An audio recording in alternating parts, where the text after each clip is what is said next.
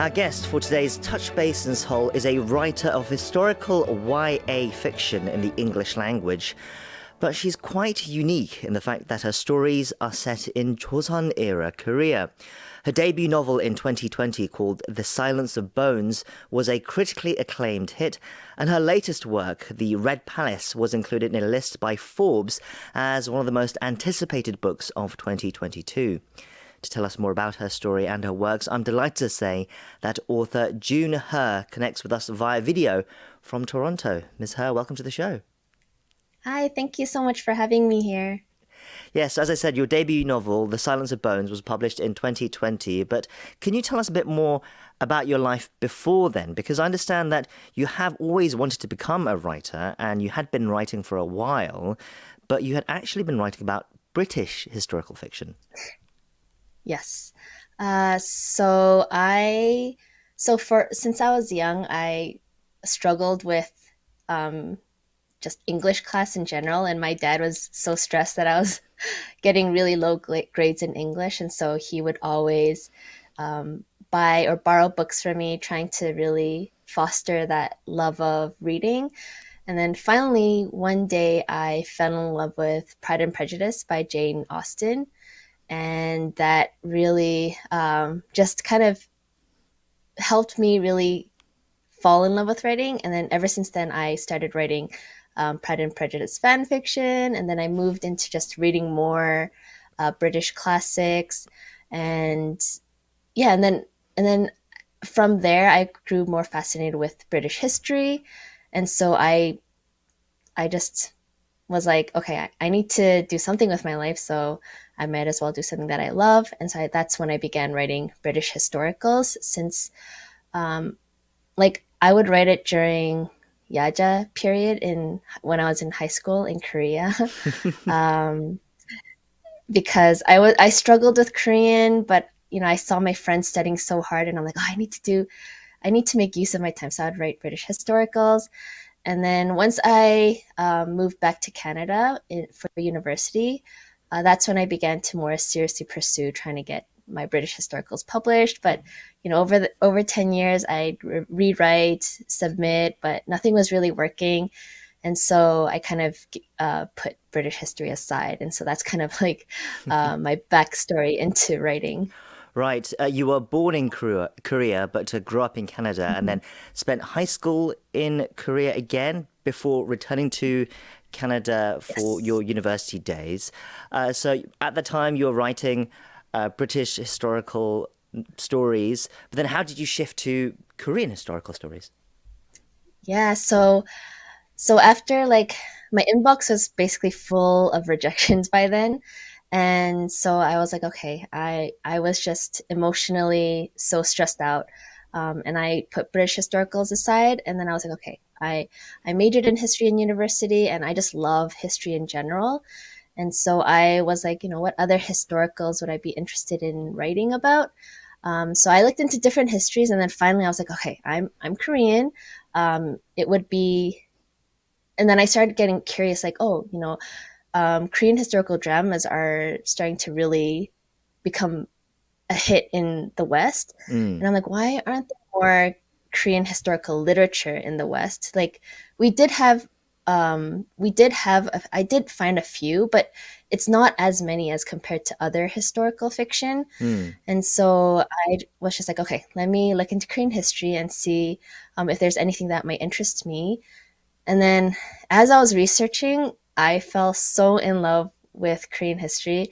Like, I don't even know if I felt like this with British historical, but I was reading about Korean history, and like I felt like sweat, and my hands were like shaking, and my heart was like beating so fast because I was just like, this history is amazing, and I wanted to share it with everyone. And like, okay, I just need to write a book. I need to get this published.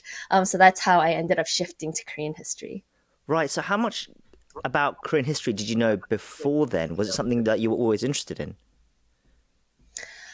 I think at most, like, I grew up with my parents or just Koreans in my community kind of mentioning Korean history, but and then I studied history through in high school in Korea, but I always really struggled to understand it, Hmm. mainly because it was taught in Korean. And so the most accessible Korean history to me was through K dramas. But obviously, they're not all historically accurate, but I think that just kind of introduced me to the Hmm. world and the just like the general atmosphere of Joseon Korea. And so my understanding of Korean history was actually really basic and very minimal. So in the beginning, I spend years just setting up the groundwork, trying to really understand the culture, the politics, and the social structure, and so on. Right, so that must have been quite challenging then to go from the level that you had to be able to write confidently about it as well. Yes, it was super hard, mainly because in the beginning, my Korean level was just like enough to hold a conversation with my parents in Korean, but it was never on an academic level. And so when I was researching, like I found really good gems written, like books published by mainly diaspora Korean academics who really specialize in Chosen Korea. But then the more I wrote in Korean, it gets like Korean history. It can get a bit more difficult to access in English, and so that's when Hmm. I had to really step up my Korean reading skill. I had to figure out how to like translate Hanja as well. I'm like, oh my gosh, Korean is hard enough to translate Hanja. But I think slowly I figured out like how to just access Korean academic resources and understand it a bit more. But yeah, it was really hard in the beginning and really stressful, but it paid off Hmm. because I would find things that I was looking for, and all the hours I spent searching for it would be like I wouldn't mind it at all. Sure, you were excited about it, but the setting is quite foreign for an English reading audience. Did you have any Mhm. concerns about how readers or publishers might think about it, how they might not connect with it, that they might not Mhm. get it? Yes. So when I first had to write a Korean historical in 2015, I was actually really, yeah, my biggest concern was, oh, like maybe people would not be interested in Korean historical fiction. Like I haven't really seen people write about Joseon Dynasty Korea as much. And so so in my head, I'm like, maybe it doesn't exist because people in the West don't want it. Hmm. So that's why it took me a few years to really muster up the courage to even consider trying to write a book about Korea for publication. And I think what really encouraged me is here in the West, in the publishing industry, there was this huge movement called We Need Diversity. And I'm sorry, when you we I, lost you there for a second. What was that oh, movement called? it's called We Need Diverse Books. Right, okay. Yes. And so when I saw that movement, I'm like, oh, like, there's this huge push for diversity going on. Maybe, people will open up space for my book to exist. And so that kind of gave me the courage to write it. And surprisingly, trying to get my Korean historical published was much easier than trying to get my British historicals published. Right, and it must have been so rewarding to see all the reaction you got to that first book as well. Yes, I always imagined that my book would be very niche, but that's why I'm really grateful for Koreans. A lot of people who are in love with sageuk, like historical Korean dramas, are fascinated and want more books like the dramas.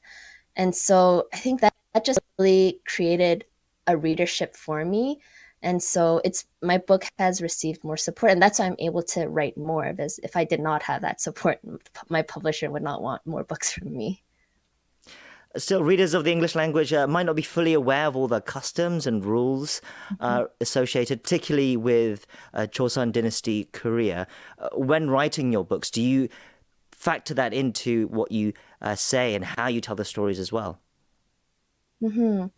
I think what really helped me is that so for 10 years I was writing British historicals, and I think that just taught me the basics of how to build new worlds in general. Hmm.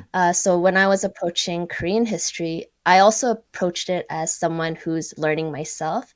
And so any customs that I find fascinating or even like parallels in some way to, for example, European patriarchy, those kind of things that interest me, I introduce into my books as well. So yeah, it I it can be difficult for some readers, but for me, I write what I want to read, and so it hasn't been too difficult because Korean history, like I mentioned before, is new to me. So it's like I values and customs I learn. I make it a key importance to introduce into my book as well, but in an accessible way.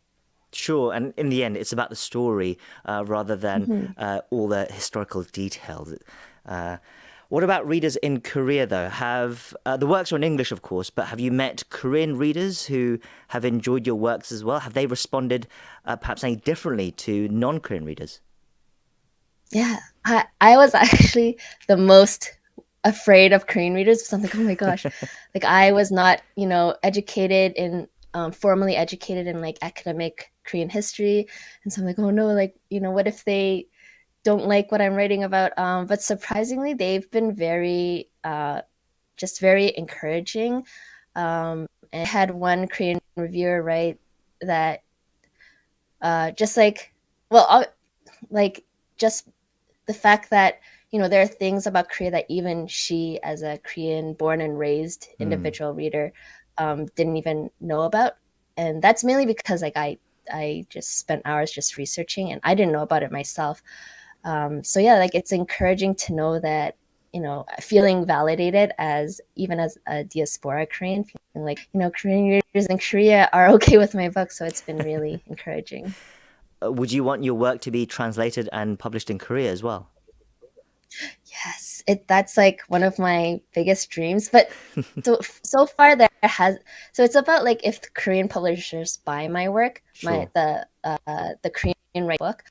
But until recently, there was like I don't think they really noticed my books maybe, but there has I think with the Red Palace, maybe Hmm. because I've written a few more books about Chosen Korea, there's been a bit more attention. So my crossed.